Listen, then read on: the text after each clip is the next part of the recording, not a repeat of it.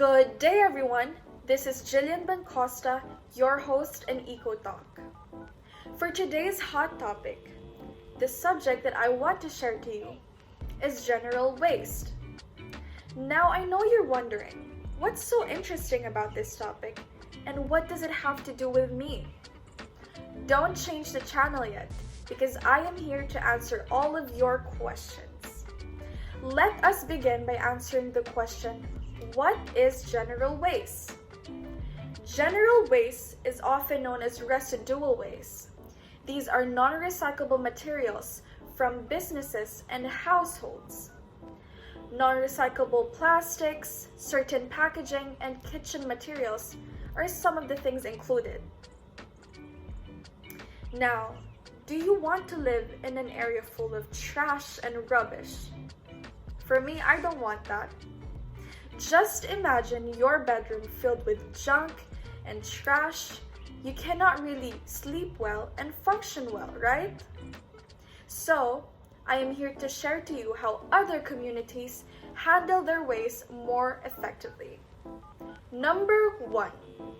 I remember back when I was in high school, our small community practiced measuring how much garbage we are consuming. It's easier to manage and track your progress when you're working on something that can be quantified. We begin by keeping track of those type of quantities of waste item produced by our school. This might simply be a visual inspection and calculation of the volume and types of garbage generated each week. We compare and observe what impact is my adjustment make in the quantity of garbage disposed in the landfill. Number 2. In the country that I am living in, Dubai, UAE, I've noticed that public places such as malls, grocery stores, parks have specific trash, or we practice segregation. Waste separation is necessary for recycling. When improper garbage is placed in recycling bins, they become contaminated. You should see signs in public locations encouraging people to reuse, reduce, and recycle, since this would make our lives much more easier. All we have to do is sort our rubbish into an appropriate bin. Number 3. The Middle East country is a very strict country. That's why there are vigilant observers. If there is any environmental abuse, there is a specific agency that we can report in. Let's just say a truck may have seen illegal dumping rubbish into a ditch alongside the road. They take note of the vehicle's license and report it to the authorities.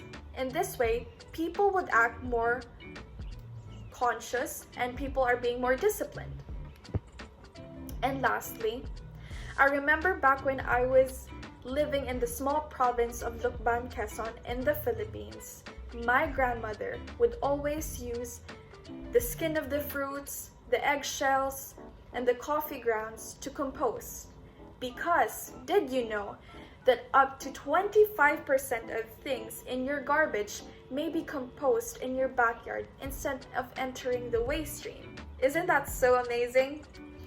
These are just simple acts that we can do to help reduce the mountain of garbage generated every single day. Always remember that the journey to change begins within ourselves and with a small step. Therefore, let us not dismiss the small acts that we're doing. However, we will not be able to achieve the clean environment that we all desire unless we work together. That's why I encourage each and every one of us to participate in collective work. And that's all for today in EcoTalk. This is Gilianne Costa signing off.